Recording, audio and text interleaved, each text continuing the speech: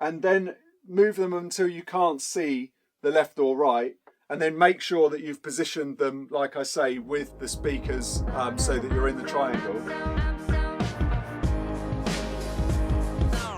I've been looking around at a lot of people's home studios and have realised that there are just some really fundamental basics that people are getting wrong, which can have a massive difference on how you're hearing the sound of stuff and getting your sweet spot right. I see a lot of people, basically, let me just show you. These mains we don't need to worry about because you haven't got those in your home studio, but you might have a set of small speakers. So these are your kind of classic NS10s that I'll show you with here. So you don't want these on, first of all, because they're going to take away from the top. They're just really for covering them if you're transporting them so that you don't hurt the speaker. So always make sure you take those off. Now, in home studios, the problems that I see a lot of the time is that you'll have surfaces where you'll have a speaker, it will be flat, and it will be sitting on the surface pointing forwards like that. So what happens is, not just the speaker, so that when they've made the speaker because of the cabinetry and the way that that works freestanding. As soon as you add this to this becomes part of the speaker. So a lot of people are then putting these speakers on top of something, where a desk or whatever they have in front of them. And what happens then, the desk becomes part of the speaker and you get a lot of vibrations and travel through the desk because it all becomes one unit, rather than ideally you'd have that floating in midair, but ideal, we're not dealing with ideal, but let's go as good as we can. So first things first is the stand, whatever you've got it on, make sure it's as heavy and as solid as you can. For example, this is full of sand. These stands have got silver sand in, which is thin but heavy, and then there's spikes on the bottom. So these spikes are holding it off the floor for a little bit of separation from the main floor, and then they're fairly heavy. Just keep them nice and solid on the ground. So then what you want to do, you need to have something between the speaker and the stand. So these are little things called china cones. These are sort of specialist things, but you can use, the best thing I would suggest is Acoustic Pucks.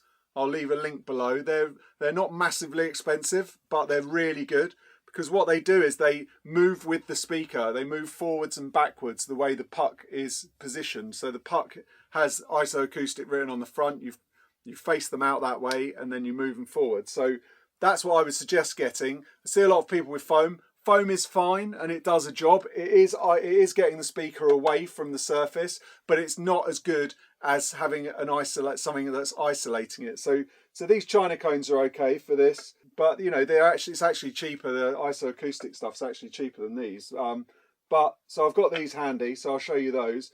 And then you want the speaker to then go on top of those. So then you've got some separation between the speaker and the stand. Also, the main thing that you need to think about is where your sweet spot is positioned. With the speaker, the way that it's working is, you need to get a tape measure.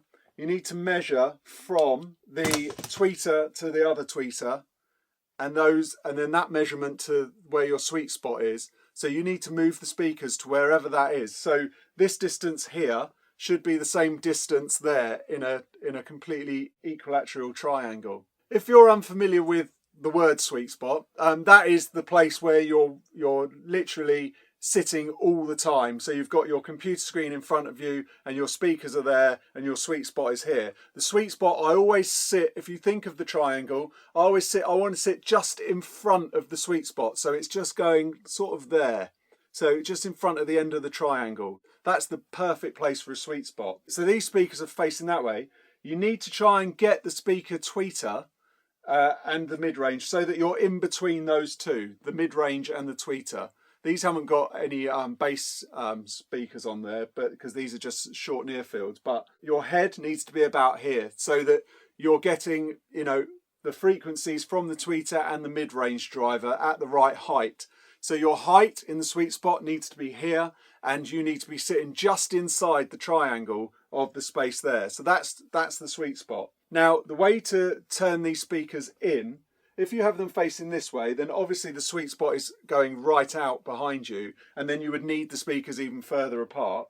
So the ideal placement for these is so that you can't see the left or right side of the speaker when you're sitting in the sweet spot. So move them around. So get somebody basically to work with you. You sit where you're going to be sitting. Play with the height of the speaker with the stands that you have or the surface you have. You're going to have to either lift them up or down. And then move them until you can't see the left or right.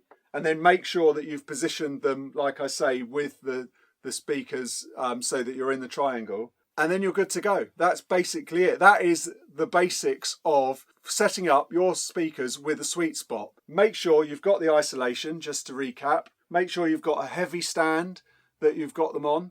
Even if you've got a desk, get rid of them on the desk. Get some speaker stands behind the desk that is heavy and strong like these.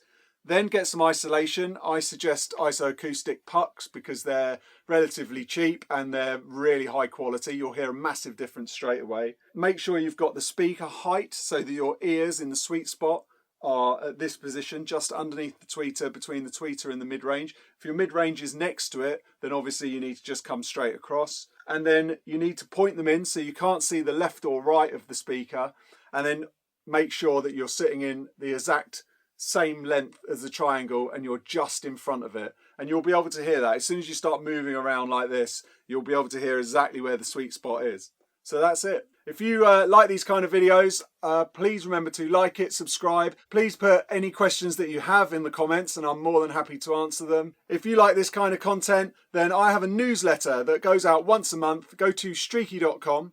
It's full of things that I don't do on YouTube. I can point you in certain directions of things that I like and I see. And also there are discounts on there for equipment, plugins, and I also give stuff away every month. So go to streaky.com for my newsletter. It's called the Audio Anoraks Newsletter. Thanks for watching. Till next time. Bye.